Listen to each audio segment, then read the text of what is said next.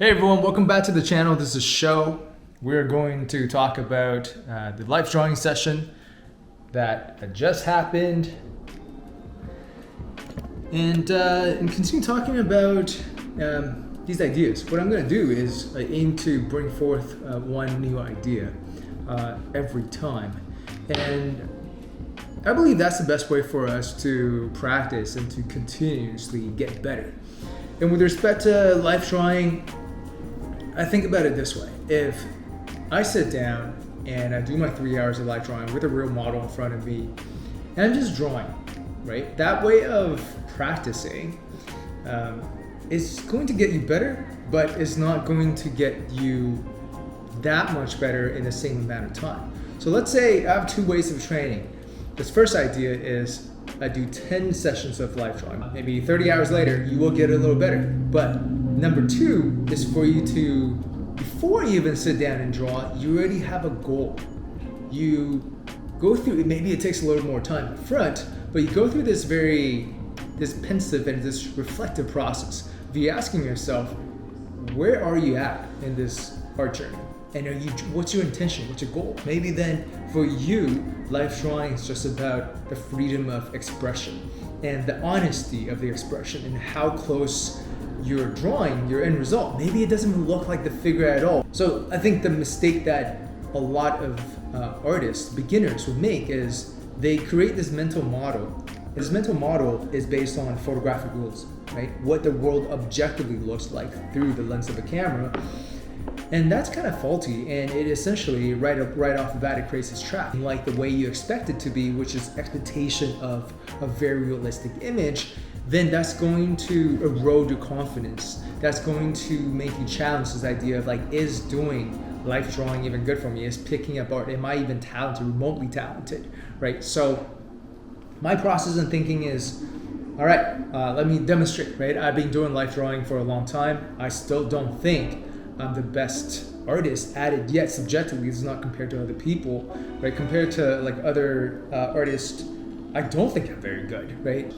And in order for me to level up, it's time for me to put in that consistent rep, right? Put in my art push-ups. So on a weekly basis, I do this once a week. Every Thursday's at studio. We have life drawing models that come in, and I ask myself, what do I want to do? What do I want to focus on? And I saw Proco. You guys know Stan Proco.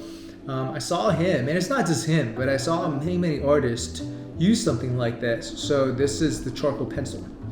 And this brand that I'm using is from, it's called Mary's. And I noticed that they shape it this way. The way that they sharpen it is with exactly like first. You can see how it's very different from, let's say, from the tip of a pencil, right? And it's with reason. And I'll get into that in just a bit. You know, I do really well using short compressed charcoal like this, or something called Conte, because I feel like it's just so immediate, right? I could put down these marks, and it just feels like a very natural extension of my hand. Whereas with this, I see a lot of artists holding this far back, and being able to. This is a very versatile tool. Like you can use this to draw on many different sides of it. So I challenged myself. I have this is how Shouh draws, right? How I draw, but I want to expand for every artist. I think there's this nice balance between how you are working within, and focusing on doubling down on the things that you're great at.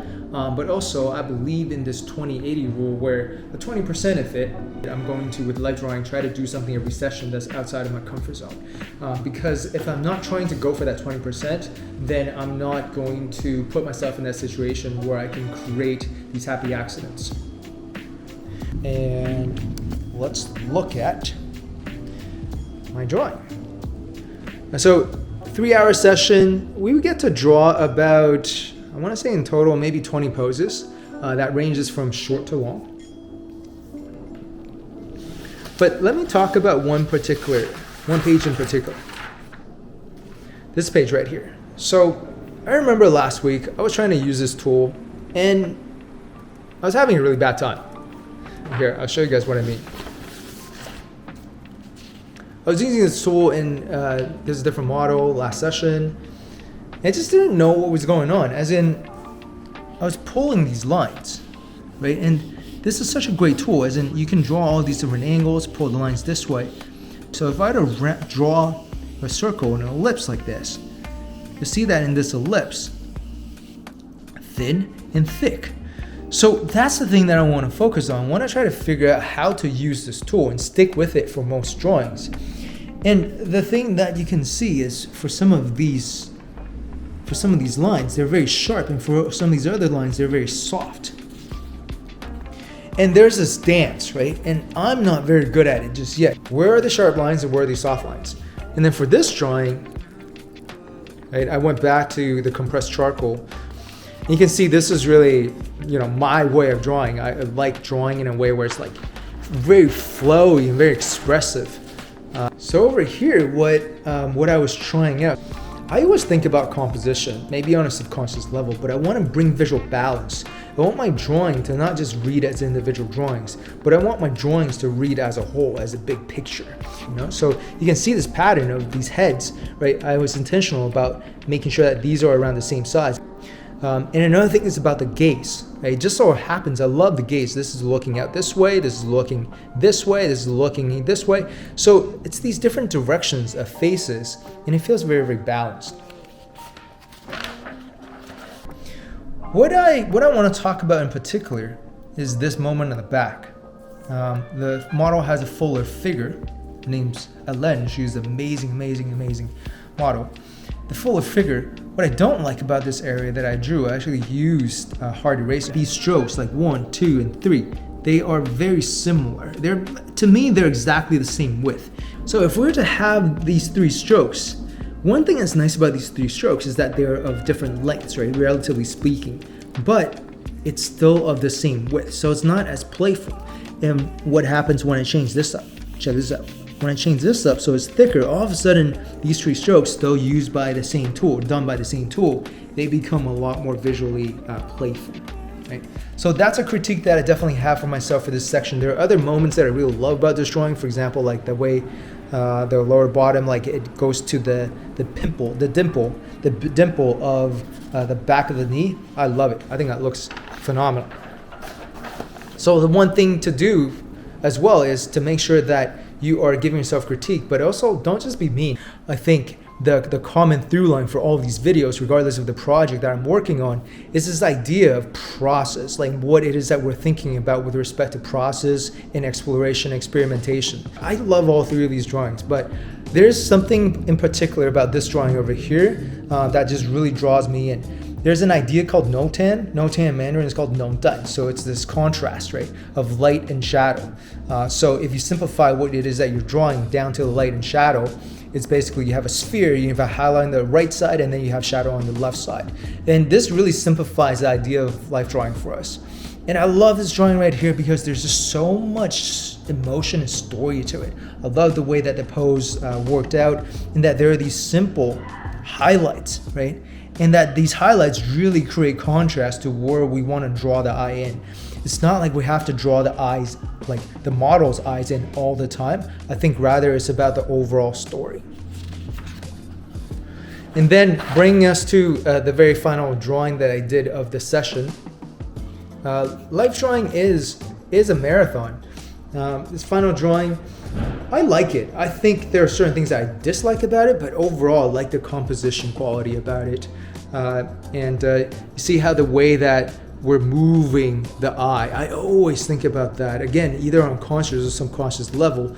A really great drawing is comprised of hundreds, if not thousands, maybe hundreds of thousands of these decisions, right? So where I'm searching, right, how do these darks speak to each other? How does the rhythm of the pose speak to one another? So it's about taking all of these different strokes, like individual strokes, and bring them together so it makes a lot of sense.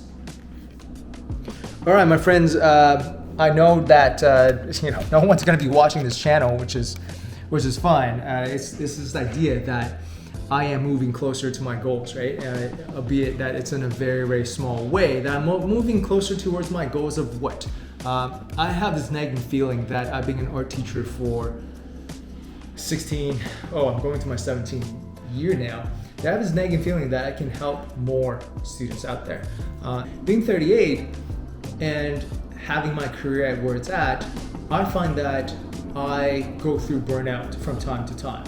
I think there are a lot of adults, right? The millennials, the Gen Zs, the 20, 30, even 40-year-olds who are going through their day jobs. And, the day job is fine, but it ends up being this process where I sometimes feel like that too, where it's like I am running on this hamster wheel and I need to do other things that sprinkles, right, life and happiness into what it is that I do. After this year of building, I realized that we're all very limited on time. Literally, we don't have more than 15 to 30 minutes a day to spend towards the things that we want to do. So I began looking at it as, okay, if we only have 15 to 30 minutes a day, like what is the best way that I can help you? It's actually to give you tools to begin building a habit, not just to teach you how to draw ahead.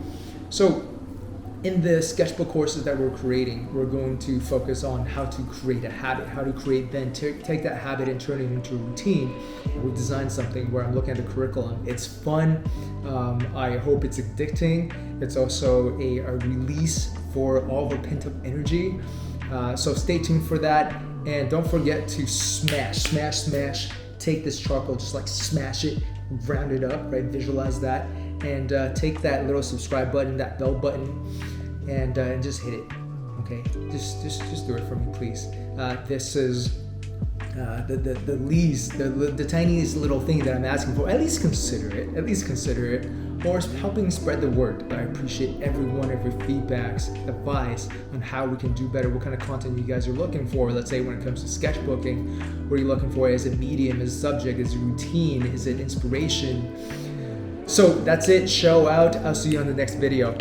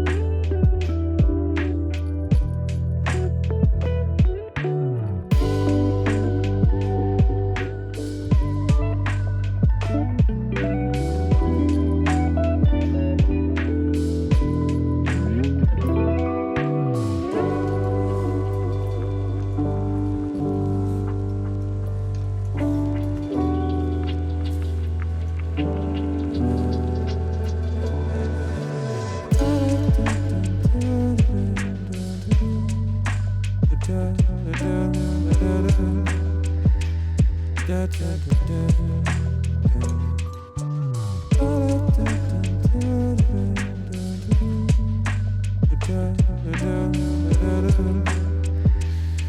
da da da da da da.